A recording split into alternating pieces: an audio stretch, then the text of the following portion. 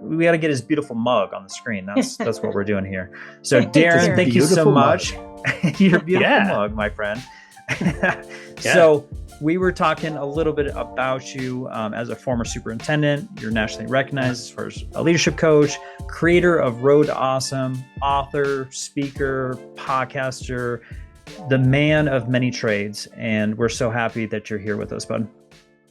Yeah, well, thank you guys so much. I really appreciate it. Sorry, I'm kind of screaming in at the last second, but yeah, excited to join you guys. I don't know. You guys have probably talked about it, but I think you guys have done, 4, 5, 6 of these summits at least. And just always enjoy getting to be a part of this. And you guys know I enjoy just anytime I get a chance to have a conversation with the two of you. It just fills my bucket. So yeah, it's good stuff. So glad you're here, Darrin. So glad you made it and the flight made it. That's good. Glad it worked. Yeah. It worked. All right. Well, I'm going to kick this off. I am going to kick this off for you, Darrin, because I can't wait to dive into this.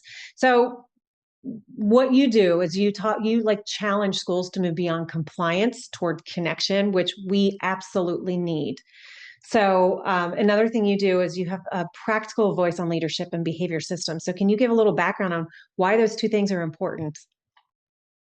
Well, I think, for me, this goes back to when I first started as a school administrator, but maybe even a little bit back to my time as a classroom teacher. I don't know that I was necessarily the best teacher, technically speaking or pedagogically speaking, but always had a great ability to make connections with kids. And especially when I first started, as a teacher, I was a middle school teacher.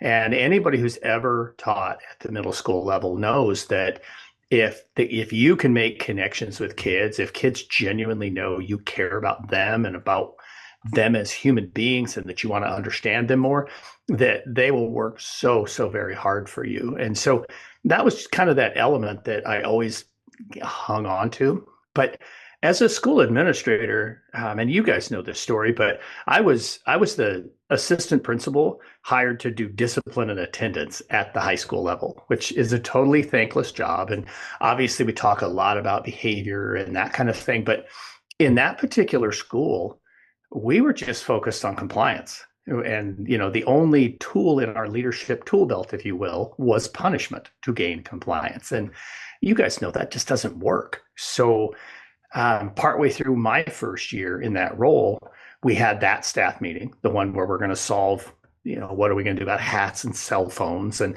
other, like, essentially creating a list of consequences for different infractions. And somebody just asked me partway through the meeting, and they said it loud enough for the whole room to hear, Darrin, why does it always have to be about what they do wrong? Why can't it be about what they do right? And I think when we stay framed in that mindset, that especially with kids, they're continuing to grow, continuing to develop. They make mistakes. Very rarely do they do the things they do out of malice. It's very much, and when you guys wrote the book on it, right? Language of behavior. Their behavior is trying to tell us something. And so I think when we stay grounded in that every behavior, every issue that may come up is an opportunity to capture a teachable moment. We talk about it on the academic side, but we don't talk about it enough on the behavioral side. So I wandered off the beaten path there a little bit, Charlie. It's okay. It's okay. It's definitely part of this. Josh, what were you going to ask? Were you going to ask a question? Yeah, I do. I just love talking with Darrin. He knows this. So I'm going to chime in here. The classroom management versus classroom culture. I know there's two different terms there. However, sometimes there's a misconception or a merge of the two. We just kind of define those two things and why they're different. Yeah, absolutely. So I think so often as school administrators, we want to lean into classroom management. And it's kind of this ambiguous, this person has control of their classroom versus maybe this person doesn't have control of their classroom.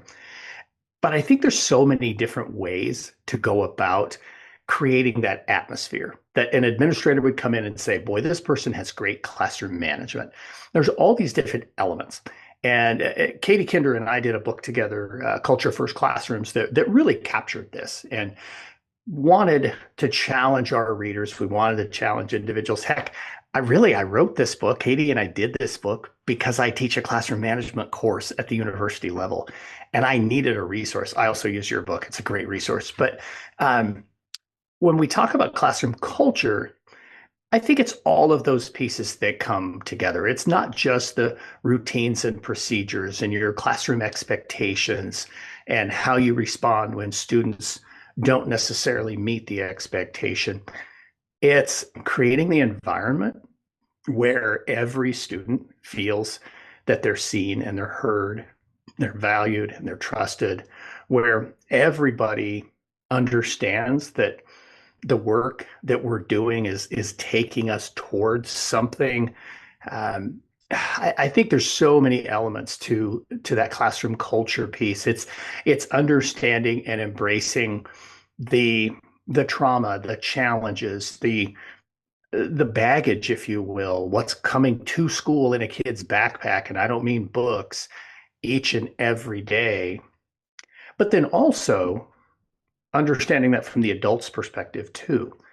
Classroom culture is not just what we're doing for students, it's what we're also creating as adults so that everyone feels like, hey, we're part of something special. We're all moving and working toward trying to accomplish or reach this vision that we have for where we're going to go through the course of this school year. I mean, there's a million quotes about connection, about relationships. To me, all of those things get wrapped together in the culture of your classroom, the culture of your school. And I'll say one final thought on this. We hear, especially, Josh, Charlie, you and I, the three of us, we're involved in so many different conversations and work with so many other really great people in the space that we're in. And almost everyone will talk about culture. But almost always we talk about the culture of our school. And we don't break it down to this microcosm of, but what about classroom by classroom by classroom? Because each classroom has its own culture. And each classroom has its own successes and challenges and milestones and those types of things that happen through the course of the year. And all of that, I think, is just so extremely important. So in a nutshell, Josh, to answer your question, I said almost nothing about classroom management. Classroom culture is everything. Yeah. You know what? In a time where teachers need to feel like a professional, need to feel validated, heard, seen, all of that, a lot of them are so overwhelmed and don't feel like they have a voice. So I love that approach because then it truly does give them the autonomy to be professionals in the classroom, that they can create their own culture. So it truly is important. I'm glad that you do that. And so that kind of leads to psychological safety in classrooms. I don't want to use buzzwords too often, but that is a part of the learning and engagement and for staff too. But what are your favorite ways to build that psychological safety in classrooms? I think truly I'm glad you asked that question. I think that truly starts with the building administrators, the building administrative team, because students aren't going to have that psychological safety in the classroom if teachers don't have the psychological safety in the classroom. They have to feel like they have the opportunity to take a risk without reprisal. They have to know that they can ask a question without fear of, being called out in front of a group or being told that, that we don't do that. So often, with the work that I do with leaders, we'll be going into classrooms, and those that I've been with for quite some time, we walk in a classroom, a teacher doesn't even hesitate. They don't even hardly notice that we're there. But, a lot of times we'll go into schools and an administrator comes in the room and the teacher freezes or has at least a little hitch, like, what do you need? I think it starts at the top with leaders being intentional about growing that culture where teachers know that, number one, they are valued as professionals. I like how you said that, Charlie. And number two, that their voice really matters. Um, I think, and Josh, I know you can speak to this too, but sometimes, especially early career leaders, we step into this role and we think we have to know everything, and Oh, we feel totally. like yeah, right, we have to solve everything. And if leaders will be very intentional to lead their school with a curious mindset, with that open coaching mindset, so that teachers do feel like, hey, I can make a mistake, or even better, I can do something different in my classroom, and I can ask my administrator. I can tell them, hey, I'm going to try something over the next couple of days. Will you just stop by at some point and just give me some feedback? When we create that type of culture where teachers feel like it's okay to try something, naturally our students start to feel like they can try something, because teachers just have that. I don't know, there's like an aura about that. I don't even know the right word to put on that, but you can just feel that in the culture that, hey, it's okay to take a risk. And how better to learn than to take a risk and fail, than simply to, back to what you said earlier, Charlie, that compliance piece of, just get the right answer and let's move on. What if we give people the space to try, to fail, and then keep trying and keep trying and keep Mhm. trying? And the three of us would not be doing what we're doing now if the first time we failed, it was over. It's true. It's so true.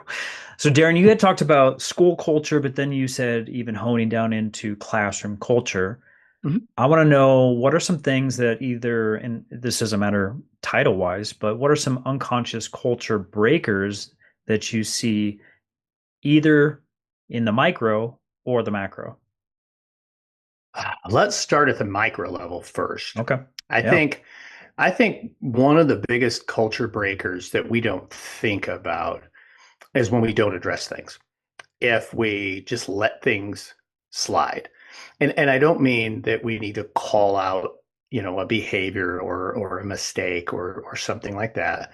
We just, hey, if there are those clear expectations that we have, then we need to make sure that when something does not meet that expectation, that we say something about it, that we have a conversation about it, or we have um, some type of action that we take. I'll give you a simple story on this one. And this one's actually in Culture First Classroom. So Jackie Mione, one of my very favorite people in the world, middle school teacher in the Chicago area. She's a middle school math teacher, seventh grade math. And Jackie, at the beginning of every year, does an activity a lot of teachers do. She gets a paper plate out, she gets out a tube of toothpaste, and she squeezes out the toothpaste. And of course, the kids are like, oh, yuck, I've already brushed my teeth, whatever, right? It smells minty in here. But she challenges the kids, can you put the toothpaste back in the tube? And it's seventh grade. So there's always seventh grade boys who think they can. And well, of course, they can't. She uses that, of course, as a metaphor for the words that come out of her mouth. We can't put them back. But it goes further with Jackie. With Jackie, it becomes a method of addressing anybody not meeting the expectation without calling them out, sending them in the hallway, sending them to an administrator, pressing the red panic button, whatever it is. Jackie just simply says the word toothpaste. It's a simple code word for, hey, not meeting the expectation. And the kids know it's a simple reminder. In fact, in her class, and this is a great example of classroom culture, over the course of every single school year, partway through the year, something will happen. And before Jackie can say toothpaste, a student will say it. And I mean, that's just a great example of how, you're building that culture. So that's on a micro level. That's one simple example at the macro level. I think at the macro level, and this one would apply to both, but I'll use this one more with administrators. Administrators are very, very busy people, extremely busy people. And when we are extremely busy as school leaders, we can tend to give off busy energy. Just that, I don't know, like that vibration that you give off because you're just running from one place to the next. And administrators, those of you who are watching right now, if you're not sure if you're giving off busy energy, if you have anyone on your team who has come up to you and said, I know you're busy, but you're giving off mad busy energy if they say that. That's your big red flag. But when we are stuck in this busy energy, or one of my favorite pieces, the cycle of chaos, we have a tendency unintentionally to maybe not respond to something, not to acknowledge an email, a request, not to take the time to just simply say hello to a student in the hallway, to um, maybe overlook a behavior we shouldn't have, or maybe get short with one of our teachers, and we don't mean to, but it's because we're busy and we're frantic and we're focused on so many other things.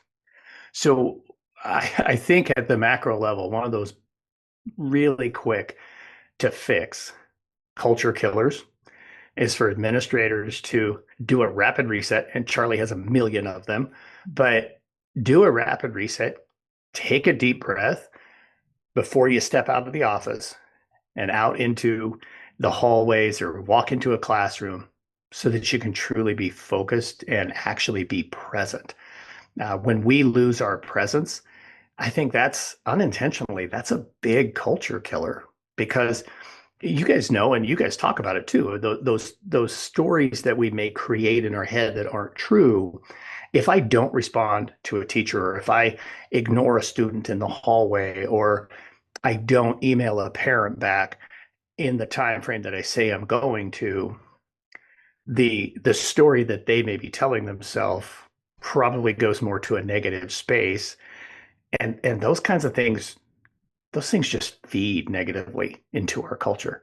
And unfortunately, those are the things that both at the micro level and the macro level, we have control of. There are a lot of things we don't have control of, but the things that we can control, addressing things when they come up or just simply being present, I think those are those unseen culture killers that we can take care of.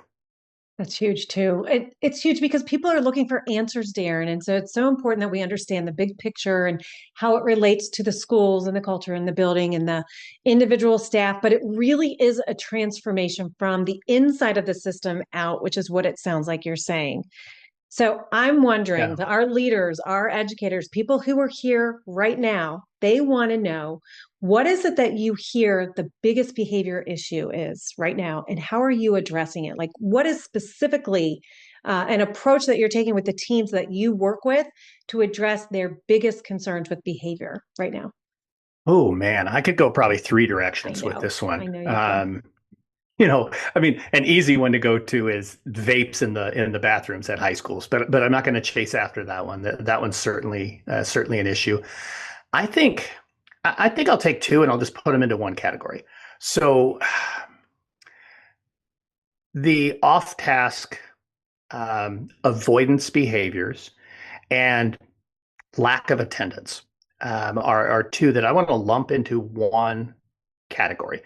And that category really is engagement. To me, that's really where this is maybe the core of the issue. Students not engaged with their learning, teachers maybe not as well engaged with students. I mean, it's a connection piece, but when we have students who are chronically absent. I hear that phrase chronically absent so much in almost every school. They're almost every state has passed some kind of statute or guidance or law or something attached it to their school report card or their overall rating or grade that deals with the percentage of students that are chronically absent. And most of that I hear from what administrators are hearing from parents, from kids, and so forth, is really, in a lot of ways, just they're not seeing relevance and they're not feeling engaged, and they don't feel like they need to be at school. I'll give you guys a real simple example. I was in three high schools here in the Omaha area last week. All three, ones that I've worked with for a number of years, all three certainly have in their improvement plan decreasing chronic absenteeism. And a lot of what we have pushed together with is sitting down and having conversations with the students, having conversations with parents, and not that state mandated, I have to have this at 8 absences conversation with the parent because here's the consequences that can come your way. Rather, the let's get to the core of the issue. Like, why does this continue to happen? When I was a high school administrator, we had a high absenteeism rate. We threw everything at it. We thought, oh, it's got to be this. It's got to be this. I was even standing in front of the master schedule at one point in time. Like our third period attendance was really poor. And I'm thinking it's got to be a handful of these teachers who are making kids mad and they're leaving third period. And that was 100% not true. Our kids were hungry, but we didn't think of that. We had to have the conversation with our kids, and it became pretty evident. So I've really pushed with the administrative groups that I work with to sit down and have these conversations, small group, casual conversations, focus groups, and just ask their students what's really going on. A part of it is more and more and more of our kids, especially or obviously at the high school level, more and more and more and more of them are being asked to have to work. More and more and more of them are being asked to be the primary daycare, whether that's a single family or a single parent family, or even a more traditional family unit, but both parents working a tremendous amount. That's pulling a lot of kids away. So that's an engagement piece. Another engagement piece that I hear was specific to the attendance piece. It gets back to the Google Classroom piece, where a number of administrators have shared with me, Josh, I see you shaking your head on this one too, that they have kids who will tell them, I can get an A in the class without coming to the class. Why should I come to the class? So again, I'm not throwing any shade at teachers by any stretch of the imagination. Please, teachers, don't misunderstand me.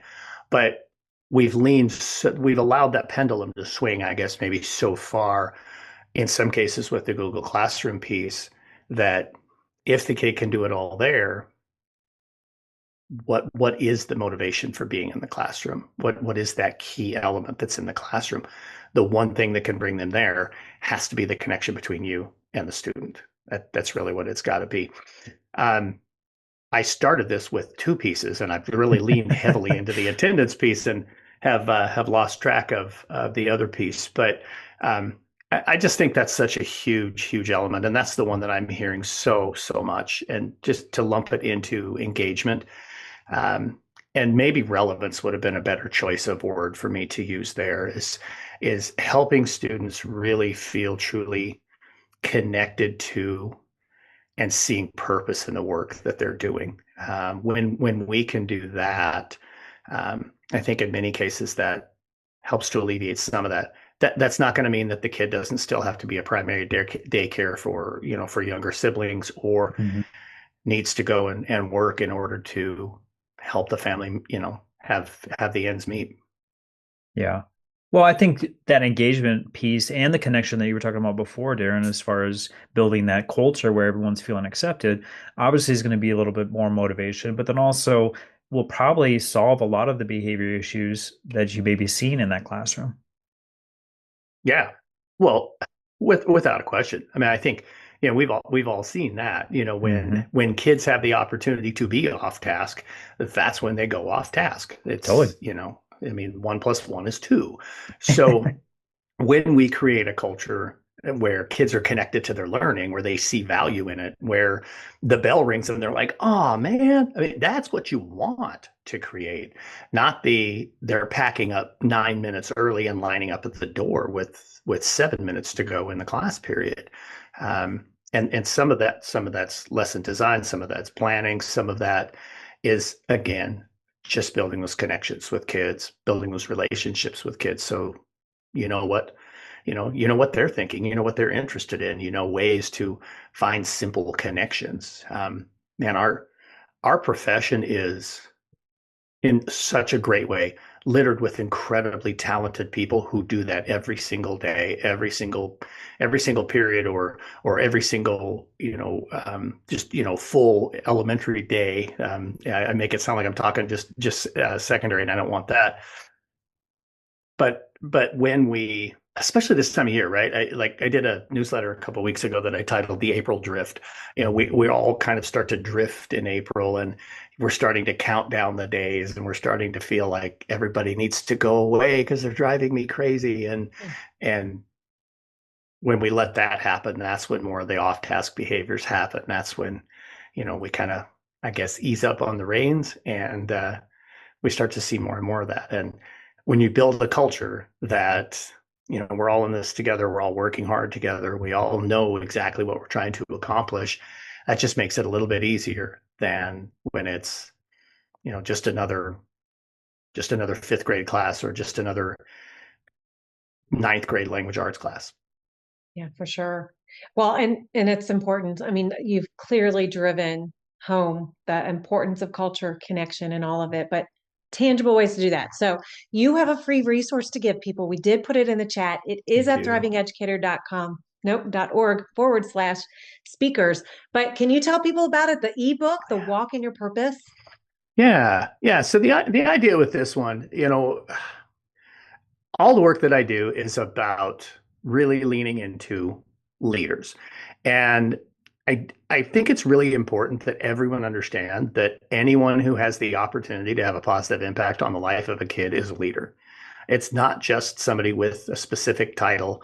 It's not just, somebody who has an office or something like that. It's everybody has the opportunity to be a leader. And I think each one of us as leaders have a purpose, and that purpose continues to evolve for all of us over time. But I put together this particular resource. It's a guide for walking in your purpose as a leader. It's a simple, I think it's a 5-page guide, just some simple thoughts, a couple of reflection prompts, and some suggestions of things that you can do to really stay connected with what that purpose is for you as a leader. And yeah, it's a free resource that we have for this summit. Awesome. Well, we appreciate that, Darrin. Is there anything else as we wrap this up? Is there anything else that we're missing? Anything else that you think we need to share? There we go. It might be a little bit of saying it again, but maybe to recap. I really believe if we put culture first, whether that's in our classroom, in our school, in our home, in our place of business, that more and more people start to see that they really are seen and heard and valued and trusted, and that they are embraced for the gifts and the talents that they have as human beings, and not just another cog in the machine. And that's the last thing we want anybody to feel like. So especially as we bring it home, as we get ready to land the plane on this school year, the more that every one of us as leaders can lean into the human aspect of what we do, and really make sure that others know that we see them, we hear them, we value them, and we trust them. That's how you put culture first right there. Love it. That's fantastic. Awesome. Josh, anything you want to add before we go? Well, I've been putting Darrin's website in the chat for folks, but Darrin, if people want to connect with you either via website or social media, how would they find you? Yeah, a whole bunch of different ways to get to me, but the number one way is just darrinpeppard.com. You can also go to roadtoawesome.net. So we have 2 different websites, but darrinpeppard.com, definitely the best way. Yeah. So yeah, darrinpeppard.com. That's where you can learn everything about speaking, the leadership coaching, the culture work, catch the podcast, the blog, all the leadership training that I do, all of those types of things. That's the best place to go. Social media, Darrin M. Peppard, literally on every platform. Awesome. Great. Well, thank you so much for being here. We truly appreciate you. And I'm so glad you got off the flight in time to be here with us. Thanks, Darrin. It was a close one today. Yeah. I bet. All right. We appreciate you. Go take a break, buddy. You're right on. Yeah. Thanks, guys. Thanks for all you do. Thank you. Thank you.